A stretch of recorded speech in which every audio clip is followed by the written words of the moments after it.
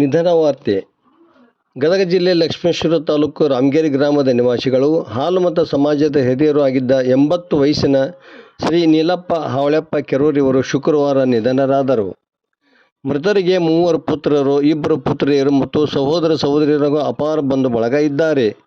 ಇವರ ಅಂತ್ಯಕ್ರಿಯೆ ಶನಿವಾರ ಮಧ್ಯಾಹ್ನ 12ಕ್ಕೆ ಜರುಗಲಿದೆ ಎಂದು ಅವರ ಕುಟುಂಬದ ಪ್ರಕಟಣೆ ತಿಳಿಸಿದೆ. ನೀಲಪ್ಪ ಕೆರೂರ್ ಅವರು ಪ್ರಗತಿಪರ ರೈತರಾಗಿದ್ದರಲ್ಲದೆ ಅದರೊಂದಿಗೆ ಶಿಕ್ಷಣ ಪ್ರೇಮಿಯೂ ಆಗಿದ್ದರು.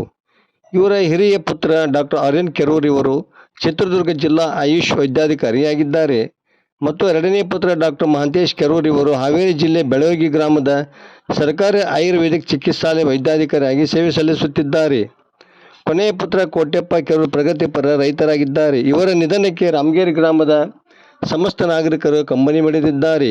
ವರದಿ ನಾಗರಾಜ್ ಹಣಿಗೆ, ಪ್ರಜಾಧ್ವನಿ, ಲಕ್ಷ್ಮೇಶ್ವರ.